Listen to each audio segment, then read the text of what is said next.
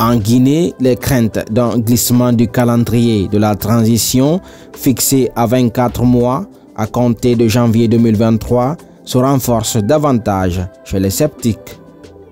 Alors que le régime d'exception est censé toucher à sa fin en début 2025, donc dans 16 mois, si l'on se fie à l'accord signé avec la CEDEAO, le gouvernement compte financer au compte-gouttes les activités prévues dans le chronogramme, a souligné Africa Guinée dans un article.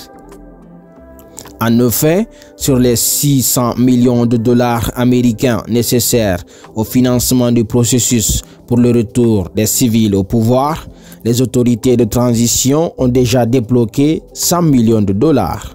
Une preuve de bonne volonté selon les autorités, une broutille sur l'enveloppe globale selon maints observateurs qui préconisent un rabotage du budget.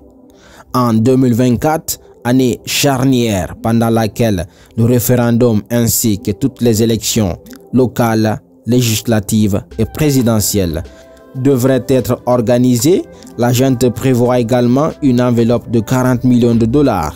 C'est une annonce du ministre du Budget. Pour Dr Lansine Condé, par rapport à l'organisation des élections dès 2022, nous avons prévu 60 milliards dans le budget de l'État. En 2023, nous avons prévu 400 milliards de francs guinéens et l'année prochaine encore, 2024, ça sera 400 milliards de francs guinéens, a-t-il indiqué. Cette annonce qui montre que le gouvernement se presse lentement dans le déblocage du budget renforce davantage les craintes d'un glissement du calendrier. Cela est d'autant plus évident que les partenaires techniques et financiers sur lesquels le gouvernement compte pour financer le reliquat font montre d'une frilosité apparente.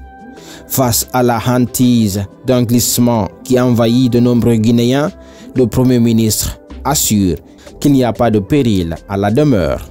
Nous ne sommes pas en retard sur le chronogramme de la transition, assure Dr Bernard Goumou. Affaire donc à suivre.